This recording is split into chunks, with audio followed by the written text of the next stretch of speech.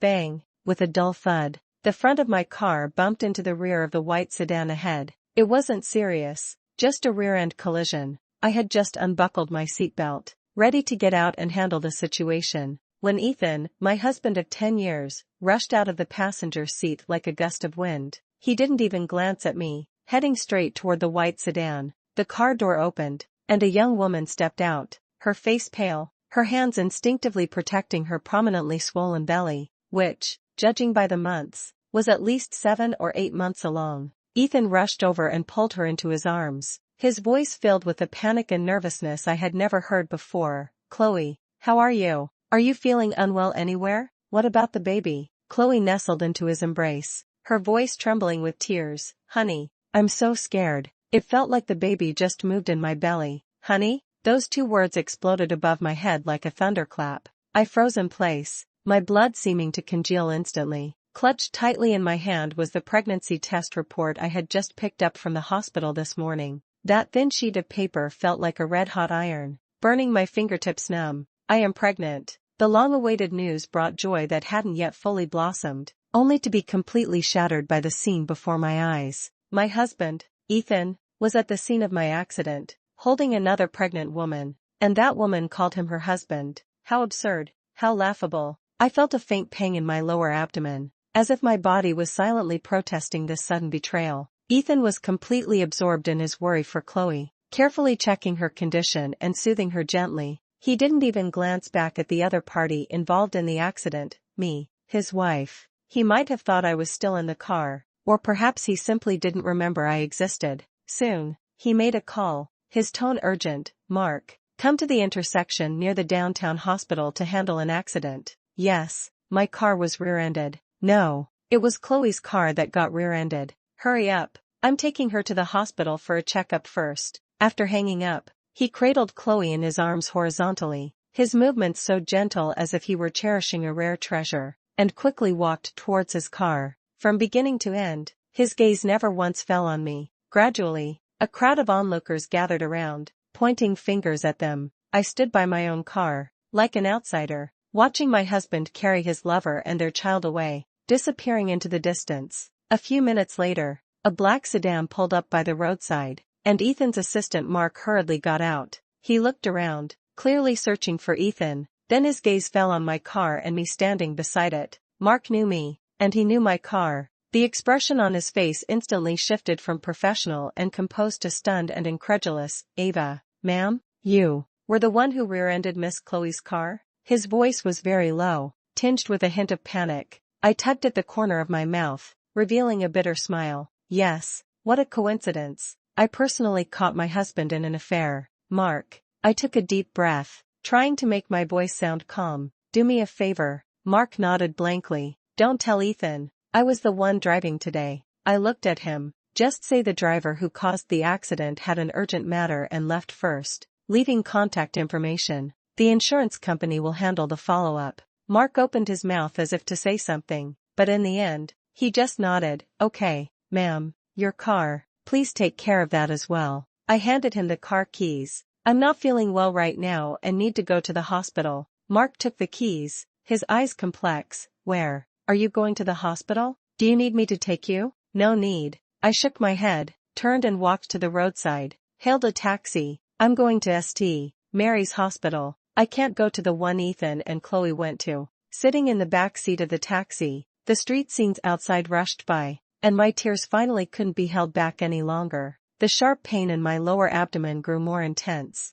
I clutched my stomach, feeling a chill run through my heart. This sudden child, once a source of overwhelming joy, had now become the greatest irony. At St. Mary's Hospital, I registered, queued, and underwent the examination. The doctor looked at the ultrasound report, frowning slightly. "In early pregnancy, the fetal image is not very stable, showing signs of a threatened miscarriage. Have you been experiencing significant emotional fluctuations or overexertion lately?" I nodded numbly. It was more than just emotional fluctuations. It was like the world had turned upside down. The doctor prescribed medication to support the pregnancy and advised me to rest in bed and keep my emotions steady. Holding the prescription, I sat on the bench in the hospital corridor, watching the people coming and going. To keep the pregnancy? Keep this child? And then what? My heart felt as if it were being tightly gripped by an invisible hand, aching so much I could barely breathe.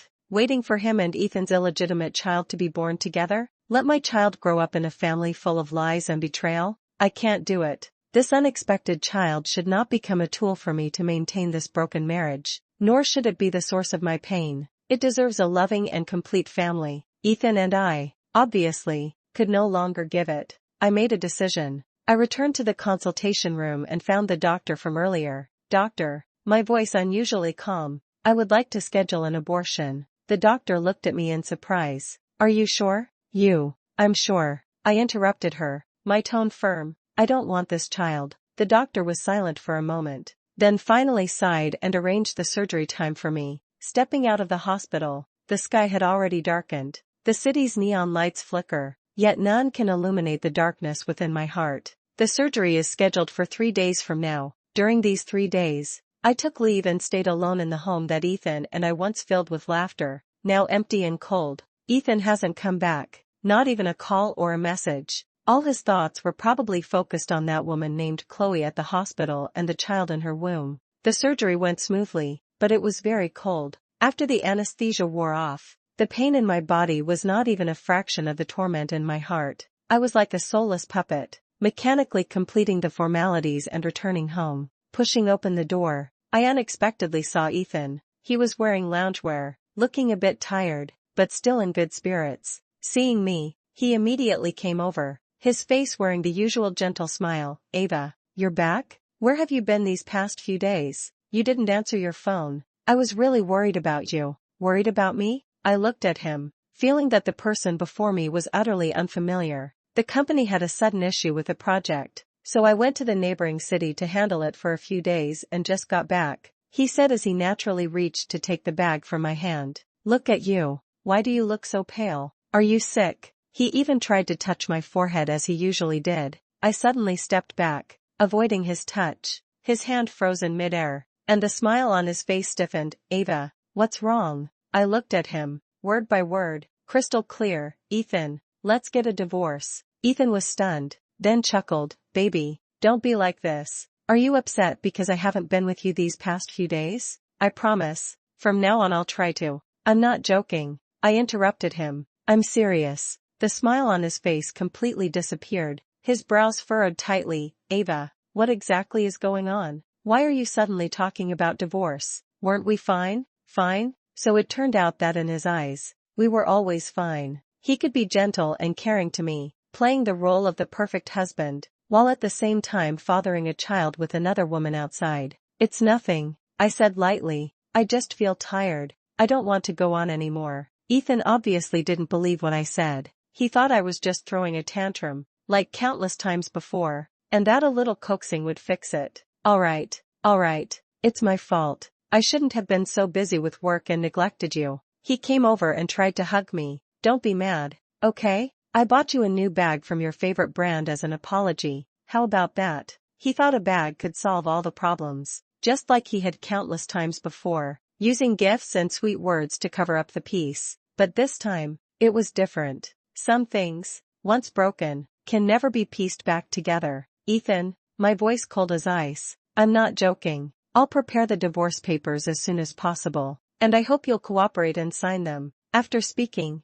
I walked around him and headed straight to the bedroom, closing the door behind me, leaving him alone, standing in the empty living room, his face full of shock and confusion. I leaned against the door, my body slowly sliding down. A dull pain in my lower abdomen reminded me of the little life I had just lost. Tears surged out once again. 10 years of marriage felt like a carefully woven deception. I reflected on the past. Ethan is a mid-level manager at a large multinational tech company, Apex Corp. His work is indeed busy, often requiring business trips, sometimes 3 to 5 days, sometimes 1 or 2 weeks. In the past, I never doubted. I understood his hardships and took care of everything at home so that he had no worries. Looking back now, how many of those so-called business trips were really for work? And how many times was he secretly meeting that woman named Chloe? I'm afraid the latter is more likely. The child in Chloe's belly is already 7 or 8 months old. Their relationship is definitely not something that happened overnight. No. And I, like a fool, have been kept in the dark for so long. Ethan did not leave immediately as I had expected. He probably thought I was still angry and needed time to calm down. He lingered outside the door for a while, said a few gentle words, and seeing that I still didn't respond, he left. I heard the front door close, and the whole world instantly fell silent. I need time to recover my health, and also time to sort out my thoughts, preparing for the upcoming divorce battle. I took a long leave to focus on resting at home. The physical pain gradually eased, but the wounds in my heart were hard to heal. I began preparing the divorce agreement. I consulted a lawyer and took stock of the joint property acquired after our marriage. Ethan's income has always been much higher than mine. The house we live in and the car we drive were mostly purchased with his money, but according to the law, these all belong to the marital joint property. I'm not greedy, I just want to get back the share that belongs to me. About a week later, Ethan's so-called business trip came to an end. The day he came back, I happened to have packed all his luggage and placed it in the living room. When he saw those suitcases, his face instantly darkened. Ava, what do you mean by this? The meaning is very clear. I placed the drafted divorce agreement in front of him. Sign it. Ethan didn't even look at the agreement and swept it to the floor. I don't agree. Ava, what on earth are you making a fuss about? Just because I was busy with work and neglected you? I've already apologized and even bought you gifts. He mentioned that gift, a designer bag exactly the same model as the one I often use. It was probably his habitual way of buying something just to placate me. The thought that Chloe might have the same one, or that he personally picked it out, made me feel nauseous. Ethan, stop pretending. Aren't you tired? I looked at him coldly. A gift? Do you think a bag can make up for the hurt you caused me? He frowned. Hurt? What have I done to hurt you? It seems he still harbors a fluke mentality, thinking I know nothing. Do I still need to make it clear? I walked up to him, looking straight into his eyes. The intersection near the city center hospital, that rear-end accident, Chloe, that pregnant woman, the child in her womb, is it yours? Ethan's face instantly turned pale, his eyes filled with panic. Ava, how do you know? If you don't want others to know, you must not do it yourself. I curled my lips mockingly. What? Still want to keep making up stories? Tell me it was just an accident? Drunken indiscretion? Or just a fling? He opened his mouth, trying to defend himself. Ava, listen to me. Chloe and I, it really was an accident. It was just once after drinking. I never intended to destroy our family. The one I love has always been you. An accident? I cut off his clumsy lie. Can an accident make a woman carry a child for 7 or 8 months? Ethan, do you take me for a 3-year-old? Your frequent business trips were just to see her, right? Have you long planned to wait until the child is born, then find the right moment to confront me? Or maybe you never intended to divorce, planning to keep the home front intact while enjoying a colorful life outside, living the best of both worlds? Every word I spoke was like a knife, precisely piercing through his hypocritical mask. Ethan's face grew increasingly sullen, his eyes flickering, clearly struck by the truth in my words. He weakly defended himself. No, Ava, I just didn't know how to tell you. She's pregnant, and I have to take responsibility for her. Responsibility? I sneered coldly. So your way of being responsible is to deceive me, to hide the truth from me, until I uncover everything with my own hands? Enough, Ethan. I picked up the divorce agreement from the floor and slapped it back in front of him. Stop saying those grandiose nonsense. Sign it, and let's part on good terms. Ethan looked at the agreement, his eyes complicated, but in the end, he shook his head. No, Ava, I won't sign. I can't lose you. He began to try to make amends, changing his usual indifferent attitude. He took the initiative to handle all the household chores. He cooked on time, cleaned the house, and even clumsily tried to prepare a loving breakfast for me. He thought that by doing this, he could move me and make me change my mind. But the more he did this, the more disgusted I felt. A man who can't even offer loyalty, no matter how much he tries to make up for it, only comes across as cheap and ridiculous. I completely lost my patience with him and moved to a hotel to stay temporarily. He couldn't find me and started calling and texting me frantically. I ignored all of it. Just when Ethan and I were at an impasse, an unexpected person reached out to me. It was Chloe. What a huge joke. She somehow got hold of my WhatsApp account through a way I don't know and sent me a message. Miss Ava, I know you might not want to see me, but I have to tell you something. Immediately after, she sent several photos and a voice recording. The photos were intimate shots of her and Ethan, some at a vacation beach, some in a luxurious restaurant, and others in the hotel room of what he called a business trip location. The recording was Ethan's voice, tender and lingering, speaking the sweet words he once only said to me. Ethan never loved you. He told me that being with you was just out of habit and responsibility. He has wanted a divorce for a long time, but just couldn't find the right excuse. By the way, let me tell you something. I deliberately caused the rear-end collision that day. I knew you would be driving down that road that day. I timed it perfectly. I wanted you to see with your own eyes that Ethan and I were together, forcing you to back off. Looking at these messages, I just felt a wave of physical nausea. This woman, just like Ethan, is the same kind of person. The ends justify the means. I didn't reply and directly blocked her account. There's no need to waste words on this kind of person. The grudges and entanglements between her and Ethan have nothing to do with me. I just wanted to get rid of these two people as soon as possible and start a new life. But I obviously underestimated Chloe's fighting spirit. A few days later, she actually barged straight into my company. I was in the middle of negotiating project details with an important partner when she recklessly stormed in and pointed at my nose, shouting insults. Ava,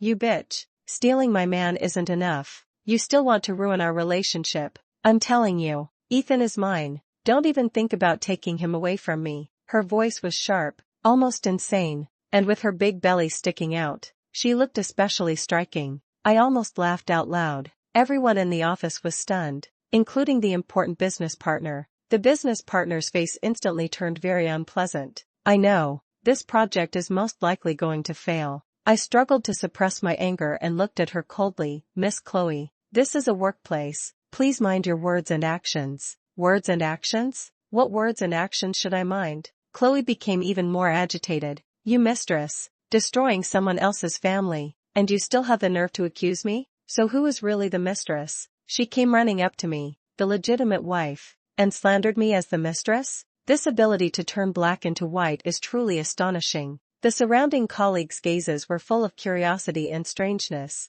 with whispers never ceasing. I took a deep breath, knowing that today's matter could not be resolved peacefully. Since she has no shame, I see no reason to give her any face. I walked up to her, raised my hand, and slapped her hard across the face. The crisp slap echoed especially loudly in the quiet office. Everyone gasped in shock. Chloe covered her face, looking at me in disbelief. You dare to hit me? So what if I hit you? I sneered. You come to my company to cause trouble, slandering me as the other woman. Do you think I'm still the soft target you could manipulate before? Chloe, know your place. You're just a mistress Ethan keeps on the side. A shameful other woman. What right do you have to come before me and act so arrogantly? The child in your belly is just a tool you're using to climb up. Don't think that being a mother will grant you entry into the family. A man like Ethan, who can't even be faithful in marriage. What promises do you think he can give you? I'm telling you, my marriage with Ethan ended a long time ago, not because of you,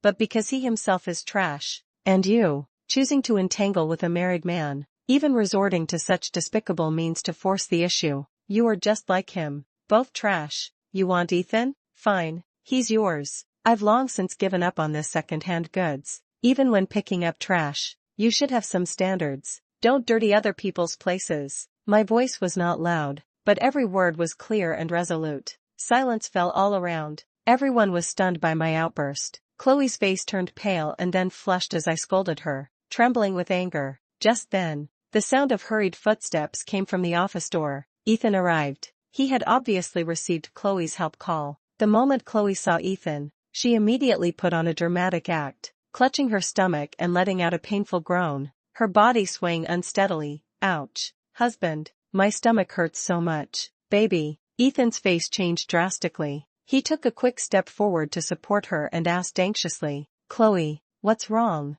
Where does it hurt? Then, he suddenly lifted his head and glared at me, his eyes full of accusation and disgust. Ava, what did you do to her? She's pregnant. How could you be so cruel? Not even sparing an innocent child. He didn't even ask about the cause or the circumstances. He just immediately condemned me. Seeing the way he defended Chloe and blamed me, the last flicker of hope in my heart was completely shattered. This man has been completely blinded by that woman, or rather, he doesn't care about the truth at all. He only cares about the woman he loves and the child in her womb. Suddenly, I felt very tired and also very ridiculous. Entangling with a person like that is simply a waste of life. Ethan, I looked at him, my gaze icy cold, my tone calm without a trace of emotion. Take your woman and get out of my sight. Also, the divorce agreement, I want you to sign it as soon as possible. Otherwise, we'll see each other in court. Ethan was stunned by my firm attitude and was momentarily at a loss for words.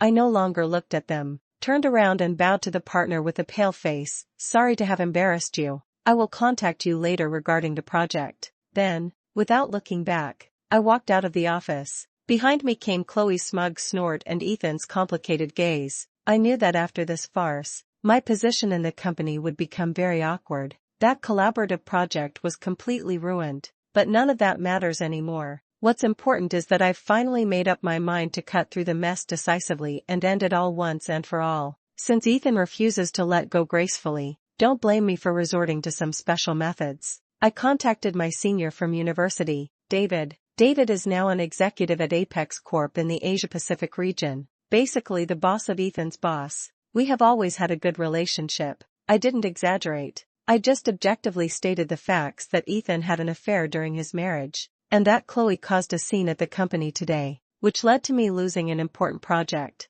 Of course, I concealed the fact that I had a rear-end collision and a miscarriage, only saying that I discovered Ethan's infidelity and that we were in the process of a divorce agreement. David was silent for a long time after hearing this. Ava, I'm very sorry to hear this. His voice carried a hint of weariness. The company has clear ethical guidelines, and Ethan's behavior has seriously violated professional conduct, especially causing such a scandal in the workplace, which has a very negative impact. Rest assured, I will handle this matter. Ethan was fired by Apex Corp. The reason was serious violation of the company's code of conduct, causing negative impact on the company's reputation. Ethan almost immediately found the hotel where I was staying temporarily. He looked much more haggard, his eyes bloodshot, and his face filled with unbelievable anger. Ava, was it you? Did you say something to David? He rushed up to me, growling, so be it. I looked at him calmly, so what if it was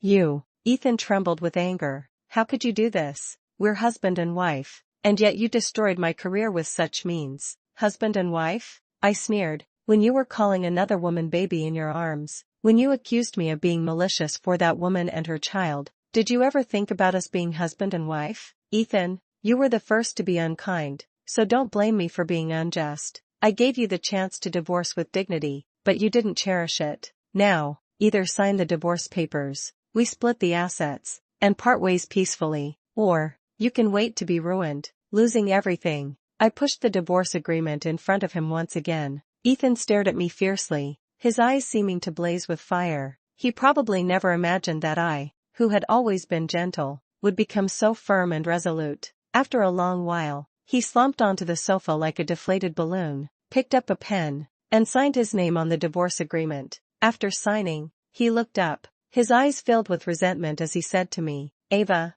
you will regret this. One day, you will come back crying, begging me. I looked at his fierce yet timid expression and could only find it laughable. Ethan, this is the last time I'll tell you. I put away the agreement. My biggest regret is meeting you and marrying you. From now on, bridges are bridges, roads are roads, and we will never meet again. The divorce procedures went very smoothly. The division of property was also very fair. I received the portion I deserved. The house is mine, and Ethan took some of the savings and his car. The moment I left the Civil Affairs Bureau, I felt an unprecedented sense of relief. It was as if a 1,000-pound burden had been lifted. Without Ethan's drag, my life quickly got back on track. Although I lost that joint project, with my skills and connections, I soon landed new, better projects. My career is thriving, and my income has even surpassed the level it was before Ethan was fired. I changed my contact information, moved out of that home filled with unbearable memories, and started a brand new life. Occasionally, I hear some news about Ethan and Chloe from mutual friends we used to share. It is said that they got married shortly after my divorce because she was pregnant. Chloe gave birth to a son, but their married life didn't seem to be as wonderful as Chloe had initially imagined. Ethan lost his high-paying job and could only find ordinary positions, with a sharp drop in income. As for Chloe, she was used to spending money lavishly and didn't consider Ethan's difficult situation at all. She was not only lazy and gluttonous, turning the house into a mess, but also disrespectful to Ethan's parents, often quarreling fiercely with her mother-in-law over trivial matters. What was even worse was that she used the money Ethan had worked hard to earn to buy a house for her good-for-nothing younger brother. The two of them erupted into a fierce argument over this, and their relationship quickly deteriorated. It was said that Ethan often got drunk late at night, living a rather miserable life. Hearing this news, I felt no ripple in my heart. That was their own choice, and it had nothing to do with me. I have a new life now, and there is a gentle and considerate man by my side, Liam. We met at an industry summit. He admired my independence and capability, and I liked his sincerity and steadiness. We are slowly getting closer, and everything is moving in a positive direction. Until that late night, a call came from an unknown number. I was already asleep at the time. It was Liam who answered the phone. A drunken, tearful male voice came from the other end. Ava, I regret it so much. I really regret it. I shouldn't have divorced you. Only now do I realize that you were the only one who truly cared about me. It was Ethan. Liam frowned, said nothing, and hung up the phone immediately. The next day, I went downstairs to get ready for work, but I saw Ethan under the apartment building. He looked even more haggard and downcast, with a scruffy beard, sunken eyes, and a smell of alcohol on him. Seeing me, he immediately rushed over. Ava, who was the man on the phone last night? Who is he? I frowned and took a step back. Ethan, we are already divorced. My matters have nothing to do with you. How could it have nothing to do with me? He emotionally pulled out a crumpled piece of paper from his pocket. What is this? I found it in the glove compartment of your old car. You're pregnant. You're actually pregnant. Why didn't you tell me? I looked at the pregnancy test report, which he had crumpled beyond recognition. It was the one I had carelessly slipped in and forgotten to take when Mark was helping me deal with the car after the accident. Have you planned this all along? Ethan stepped closer, his voice filled with a crazed accusation. Carrying my child, then kicking me aside, just to take my seat and marry that pretty boy? His words were full of malice and insult. I looked at his twisted face and felt nothing but a wave of sorrow. Ethan, my voice was as calm as a stagnant pool. First of all, I already aborted that child. Ethan's expression froze instantly, looking at me in disbelief. Secondly, I continued, the moment I discovered your infidelity within the marriage, the moment I saw you nervously holding another woman with my own eyes, and the moment I learned that woman was carrying your child, I made up my mind, this child cannot be kept. A man who cannot even be faithful to his own marriage, a man who only cares about his mistress and illegitimate child when his wife is in an accident, does not deserve to have this child. You have no right to accuse me. Ethan staggered back a step, his face as pale as paper, his lips trembling, as if he wanted to say something, but not a single word came out. I heard that things haven't been going well between you and Chloe. I looked at his disheveled appearance. So, are you regretting it now? Thinking that your ex-wife is better after all? When life isn't going well, you just want to come back to me. You're back up? Ethan, aren't you being too greedy? You were the one who chose to betray. Who chose Chloe, and now what? You want her youth and beauty and your son, but also my care and stability? There's no such thing as a free lunch in this world. The way you're tangled up like this now is really ugly, really unpleasant to see. For the sake of the 10 years we had, I'll advise you one last time, live your own life well, and don't bother me anymore. It's long over between us. After speaking, I no longer paid attention to his distraught appearance and turned to walk into the apartment building. I thought that after this time, Ethan would give up completely, but the drama of life often exceeds imagination. About a year later, I received a call from my ex-mother-in-law. On the other end of the phone, the old man's voice was filled with anxiety and tears. Ava, please, save Ethan. My heart skipped a beat. Auntie, what happened? Ethan was stabbed by that woman. He's now in the hospital fighting for his life. The doctor said maybe. The old man broke down in tears. Ethan was stabbed by Chloe? My former mother-in-law told me the course of events intermittently. It turned out that the son Chloe gave birth to was not Ethan's at all. Some time ago, the child fell ill and was hospitalized, needing a blood transfusion, but the blood types didn't match. Ethan became suspicious and secretly took a paternity test, which showed that he had no biological relation to the child. Ethan took the appraisal report and confronted Chloe. Seeing that she couldn't hide it any longer, Chloe gave up and admitted everything. She said that she had been seeing several men at the same time and had no idea who the biological father of the child was. The reason she insisted it was Ethan was because she thought Ethan was the best choice and seemed eager to have a child, making him easy to manipulate. Ethan completely broke down after learning the truth. He drove Chloe and the child out of the house and refused to pay for the child's medical expenses. With nowhere else to turn and hating Ethan's coldness, Chloe took a knife one late night, found Ethan, and in the ensuing struggle, stabbed him. Ava, I know I shouldn't be asking you, but Ethan right now, he only wants to see you. Please, go to the hospital and see him. Just think of it as your aunt begging you. The ex-mother-in-law pleaded bitterly over the phone, her voice trembling with tears as if she were kneeling. I no longer have any feelings for Ethan, but hearing that someone once familiar is hanging by a thread, hearing such a humble request from an old man, I ultimately cannot remain completely indifferent. Auntie, please don't be like this. I sighed. I'll go take a look. After hanging up the phone, my heart was filled with mixed emotions. In the end, I still went to the hospital. Outside the intensive care unit, through the glass, I saw Ethan lying in the hospital bed. He was so thin he was almost unrecognizable, his face pale and haggard, tubes inserted all over his body, his eyes tightly shut, as if he had no attachment left to this world. When my ex-mother-in-law saw me, she immediately grabbed my hand,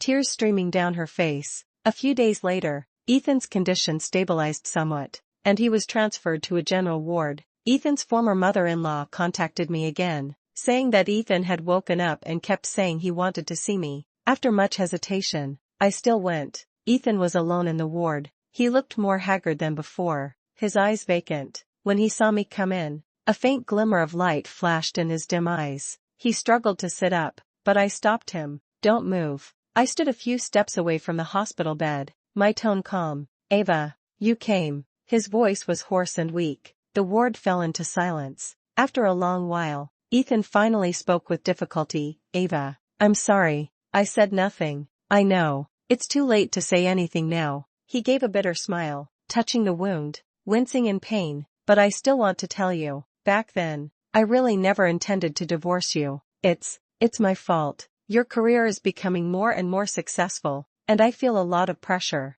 We still don't have children. Chloe, she was very good at comforting people back then, very considerate. He began to make excuses for his affair, shifting the blame onto me, onto the fact that we had no children, and onto Chloe's understanding nature. Hearing these words, I could only find them laughable. Ethan, I interrupted him, put away those cheap excuses. Is it my fault for being successful in my career? Is it solely my problem for not having children? Chloe understanding? A woman who deliberately schemes to destroy someone else's family, and you call that understanding? Stop deceiving yourself. You cheated, not because of anyone else, but because of your own selfishness and greed. You want the stability and respectability I bring you, the freshness and excitement Chloe gives you, and a child to fulfill your so-called complete family fantasy. You want everything but are unwilling to give anything or take responsibility. In the end, the person you love the most is only yourself. As for you saying you never thought about divorce, that's because you thought you could control everything, keep me in the dark, and enjoy the benefits of two women. If I hadn't accidentally found out, if I hadn't insisted on divorce, would you still be living that wonderful life of having it both ways? My words were like a surgical knife, precisely cutting through the unbearable, selfish thoughts deep within him. Ethan's face turned pale, his eyes flickering, powerless to refute. Ethan, I once loved you very much, but from the moment you rushed towards Chloe, from the moment you blamed me for her, my love for you died. So, don't say those words about making up anymore. It's meaningless. Ethan looked at me with a resolute gaze, listened to my cold words, and suddenly laughed nervously. As he laughed, tears began to stream down his face. Karma. Haha, it's all karma, he muttered to himself, looking mad. My former mother-in-law heard the noise outside the door, hurriedly pushed it open, and upon seeing Ethan's state, she was so heartbroken that tears fell from her eyes. While comforting Ethan, she looked at me hesitantly, as if wanting to say something but holding back. From my mother-in-law's intermittent sobbing, I learned a more ironic piece of news. Ethan was stabbed this time, and the wound hit a vital spot. Although he survived, he lost his ability to have children forever. A man who once longed for children so much that he even cheated for it, ended up with such a fate. This is probably the most thorough punishment for his betrayal of marriage and harm to others. I looked at the man on the sickbed, emaciated and lifeless, feeling neither satisfaction nor pity, only a dead calm. Between us, it is truly over. I nodded to my former mother-in-law. As a farewell, Ava, Ethan weakly called after me, a trace of desperate pleading in his eyes. I walked straight out of the ward, out of this hospital filled with the scent of disinfectant and despair. Behind me came Ethan's uncontrollable, desperate sobbing. My steps did not stop, and my heart was filled with a sense of relief as if a heavy burden had been lifted. Stepping out of the hospital doors, the afternoon sunlight was somewhat dazzling. I squinted slightly and saw not far away, Liam leaning against his car, quietly waiting for me. Seeing me come out, a gentle smile appeared on his face as he opened his arms to me. I took a deep breath, faced the sunlight, and strode towards him. Homewrecker? I was almost laughing from anger. A few days later, the news arrived. I was stunned. I fell silent. I did not look back. My new life, the one that belongs to me, is just beginning.